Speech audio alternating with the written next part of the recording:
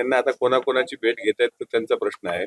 शेवटी बेस्ट मध्ये जो काही पराभव झाला त्याच्यामुळे त्यांना भविष्यातले संकेत काही मिळाले असावेत म्हणून त्यांनी ती भेट घेतल्याचं नाकारता येत नाही. तर बेस्ट मधलं जे निवडणूक झाली तर असं होतं की ते सत्तेत होते, 9च्या पूर्ण जागांवरती 0 आकडा एकही जागा त्यांनी घेतला दोघांनी असं म्हणलं तर चमत्कार घडेल, महापालिकांवरती परिणाम होईल. बेस्ट निवडणुकीची पुन्हा यश मिळवतात. बेस्ट ही एक घटक चाचणी आहे आणि या घटक चाचणीमध्ये महायुती किंवा ज्यांनी ती लढली ती उत्तमरित्या पास झालेली आहे आणि याच्यावरच महानगरपालिका मुंबईचं भविष्य ठरलेलं आहे. सुज्ञास सांगणे न लगे असं जे म्हणतात, त्यामुळे जे सुज्ञ असतील त्यांनी यावरून समजून जावं की हा जो निकाल आहे भविष्यात महानगरपालिका मुंबई असतील किंवा स्थानिक स्वराज्य संस्था महाराष्ट्रातल्या असतील त्यामध्ये महायुतीच्या बाजूला जनमत आहे हे निर्विवादपणे सत्य करा. मग तुम्ही कितीही मोठ्या आघाड्या केल्या तरी जनतेला जे योग्य वाटतं ती जनता निवडणुका ज्या आहेत त्या छोट्या निवडणुका आहेत, पतपेढीची निवडणूक जी आहे ती छोटी आहे असं राज ठाकरे म्हणतात. असं आहे की लोकशाहीमध्ये कुठलीही निवडणूक मग पंचायत समिती असो, ग्रामपंचायत असो, मार्केट कमिटी असो, कुठलीही निवडणूक लहान नसते, कुठलीही निवडणूक मोठी नसते. पण लोकशाहीच्या दृष्टीने विधानसभा लोकसभा जरी महत्वाच्या असल्या तर बेस्टची निवडणूक आणि स्थानिक स्वराज्य संस्था ह्या सुद्धा तितक्याच महत्वाच्या असतात. कदाचित त्यांना मोठे आकडे आणि मोठ्या निवडणुका जिंकण्याचा जे ते स्वप्न पाहत आहेत त्या अनुषंगाने ते स्वप्नातून त्यांनी तो विचार केला असावा. ऑनलाईन गेमिंग संदर्भात केंद्र सरकार जे आहे ते कायदा आणण्याच्या तयारीत आहे, कसं पाहता? नाही, केंद्र सरकारच्या या निर्णयाचं स्वागत केलं पाहिजे. ऑनलाईन गेमिंगमुळे अनेक विद्यार्थ्यांचं, अनेक तरुणांचं ज्या ठिकाणी एक आर्थिक शोषण होतंय मोठ्या प्रमाणात ही सर्कल वाढलेली आहे आणि केंद्र सरकार जर असा कायदा आणत असेल तर त्या कायद्याचं स्वागत केलं पाहिजे. कीर्तनकार खासदार आहेत धर्मेंद्र यादव यांनी अजित पवार अनुभव पंतप्रधानांनी वक्तव्य केलं होतं की चक्की सिंग असे म्हणले आणि त्यांनाच उपमुख्यमंत्री केलं अशा प्रकारची. शेवटी समाजवादी पक्षाचे लोक जेव्हा लाल टोपी घालून तिथे बोलत असतात त्यावेळेस साधारणपणे त्यांना प्रधानमंत्र्यांवर सरकारवर टीका करणे हा त्यांचा उद्योग बनलेला असतो. उपमुख्यमंत्री अजितदादांच्या बाबतीत काय निर्णय घ्यायचा होता हा आदरणीय प्रधानमंत्र्यांनी घेतलेला आहे. त्यामध्ये यादव विद्वांना हस्तक्षेप करण्याची आवश्यकता नाही आणि जर कुठला आरोप झाल्यानंतर तो सिद्ध झाला नसेल तर हा राहतो तिकडे उत्तर प्रदेशमध्ये. महाराष्ट्राच्या राजकारणाचा ज्याला गंध नसेल त्यांनी अजितदादांसारख्या नेत्यांवर बोलताना पहिल्यांदा आपली टोपी आणि आपलं तोंड पाहिलं पाहिजे आणि नंतर बोललं पाहिजे. महसूल मंत्री आहेत चंद्रकांत बावनकुळे सुनेत्रा पवार यांनी RSSच्या कार्यालयात भेट दिली नाही त्याची मला माहिती नाही, पण जर तसं असेल तर मी आदरणीय वैरींना त्याबाबत विचारलं. राज्य सहकारी बँकेचा जो घोटाळा प्रकार आणि रोहित पवारांच्या कोर्टात हजेरी लावलेली आहे, आपण कशा पद्धतीने बघताय सगळ्या रोहित पवारांचे जे सगळे आरोप आहेत? आता रोहित पवार हे उदयोन्मुख नेतृत्व महाराष्ट्राला लाभलेले आहेत. संजय राऊतांना ऐकून ऐकून आता जनता कंटाळली असल्यामुळे महाविकास आघाडीकडून रोहित पवारांना पुढे केलं गेलेलं आहे आणि सातत्यानं आता काल संजय शिरसाटांच्यावर झालेला आरोप आणि म्हाडावर निघालेला मोर्चा आणि त्यांना असं वाटतं की आता ते एका मोठ्या उंचीच्या व्यक्तिमत्वाकडे त्याची वाटचाल असल्यामुळे त्यांनी त्यांच्यावर असलेल्या आरोपाचं पहिल्यांदा निराकरण करावं आणि नंतर नेता बनावं. आणि नेता बनणं इतकं सोपं नसतं.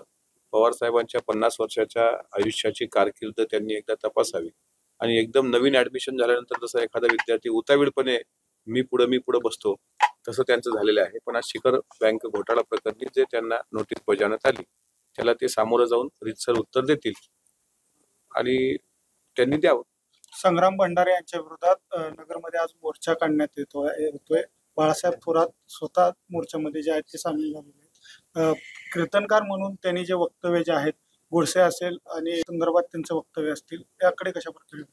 नाही, अशी व्यक्ती कीर्तनकार असू शकत नाही. कीर्तनकाराच्या नावाला कलंक असलेली ती व्यक्ती आहे. बिश्नोई गँगचा उल्लेख जर तुमच्या कीर्तनातून होत असेल किंवा नथुराम गोडसेचा जय जयकार होत असेल तर अशा लोकांवर देशद्रोहाचे खटले चालले पाहिजे. कारण या लोकशाहीमध्ये परमपूज्य महात्मा गांधींना गोळ्या घालून ठार करणारा नथुराम गोडसे जर अशा कीर्तनकारांचा हिरो असू शकतो तर ही लोक किती विध्वंस निर्माण करणारे असू शकतात. त्यामुळे जो कोणी संबंधित तो कीर्तनकार आहे हा कीर्तनकार असू शकत नाही. कीर्तनाला वारीला महाराष्ट्राची एक सर्व धर्म समभावाची परंपरा लाभलेली आहे, पण तो मी त्याला कीर्तनकार म्हणणार नाही. पण कीर्तनकाराच्या वेशातला तो जर गँगस्टार असेल तर त्यामध्ये आणि दाऊदमध्ये फरकच नाही. आणि त्याचं समर्थन करणारा जो कोणी आघाडी बिघाडीचा अध्यक्ष असेल ते सुद्धा तितकेच बदमाश आहेत. त्याच्यामुळे महाराष्ट्राचं सामाजिक वातावरण खराब करणारी अशी जी प्रवृत्ती आहे यांच्यावर सुद्धा मकोका सारख्या कायद्याअंतर्गत गुन्हा दाखल झाला पाहिजे. नथुराम गोडसेचं जाहीर समर्थन करणारा व्यक्ती हा महाराज नाही, हा महाराजाच्या नावाला लागलेला कलंक आहे. तुमच्याच महायुतीमधले भाजपाचे जे आघाडीचे वारकरी संप्रदायाचे आघाडीचे त्यांनी त्याच्या समर्थनात मोर्चा काढला होता. हे कशा प्रकारे काय नाव त्याचं? तुषार भोसले. असं आहे, त्याचा आणि वारकरी संप्रदायाचा काय संबंध? वारकरी संप्रदायाला मानणारा तुमचा जिल्हा, जिथं वारकरी संप्रदाय जन्माला आला पांडुरंगाच्या वाळवंटामध्ये, ज्या पांडुरंगाने भेदाभेद भ्रम अमंगळ ज्या संत साहित्याची शिकवण आहे, तिथं अशी लोक येऊन आता काही ख्रिश्चनांना शिव्या देणं, मुस्लिमांना शिव्या देणं आणि हिंदू धर्मातला सुद्धा उपेक्षित घटकांना शिव्या देणं, अशी प्रकार हे आध्यात्मिक आघाडीचं त्याचा काय संबंध? त्याच्यामुळे महायुतीचा घटक असो का काय, जे चूक आहे ती चूक आहे. नथुराम गोडसेचं समर्थन करणारी अवल्याद ही वारकरी असू शकत नाही. मधले मंत्री आहेत नितेश राणे, वराह जयंती साजरी झाली पाहिजे अशा पद्धतीचं निवेदन आता परत बोललेत का? पुन्हा निवेदन दिलेलं आहे मुख्यमंत्र्यांकडे. त्यांनी त्याची सुरुवात पहिल्यांदा स्वतःच्याच घरापासून करावी आणि काही वराह असतील ते पकडून आणावे आणि त्याची पूजा करावी. वराह जयंती म्हणजे वराहाच्या पोस्टरची पूजा नाही, प्रत्यक्ष वराह पकडून आणायची आणि त्यांची पूजा करायची, त्यांच्या घरातच त्यांनी करावी. त्याकरता त्यांना शुभेच्छा. इथं माणसं मरतायत, इथं पूर आलाय, ढगफुटी झाली, शेतकऱ्यांवर दुष्काळी सावट आहे, उद्या बैलपोळा आहे, शेतकऱ्यांचा काळजातला सण आणि अनेक शेतकऱ्याच्या डोळ्यात पाणी आहे. हे राहिलं बाजूला ना, आता काहीतरी दिशाभूल करायची जरी असतील, पण हे वराह जयंती तुम्ही नाही पाहिली, कधी पाहिली? मी पण नाही पाहिली. म्हणजे माझं काय म्हणणं आहे की समजा भगवान कृष्णाची जन्माष्टमी, आपण कृष्णाच्या मूर्तीची प्रतिकात्मक पूजा केली, कारण कृष्ण आता शेवटी पुराण पुरुष आहेत. रामाची रामनवमी करतो ते पुराण पुरुष आहेत.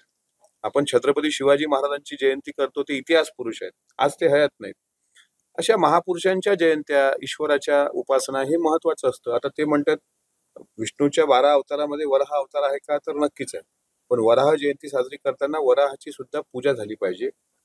आणि हे मी म्हणत नाही, विज्ञान आणि समाज आणि विज्ञान यामध्ये विनायक दामोदर सावरकरांनी हे लिहिलेलं आहे की वराह पूजन सुद्धा झाले पाहिजे. तर त्यालाच फक्त आमचे परम मित्र नितेश राणे साहेबांनी फॉलो करावं आणि वराह पूजनाची सुरुवात स्वतःपासून करावी. महाराष्ट्रातील ताज्या बातम्यांसाठी बघत रहा टाइम्स टुडे टीव्ही. सोबतच शेअर करा, सबस्क्राईब करा आणि बेल आयकॉन प्रेस करा.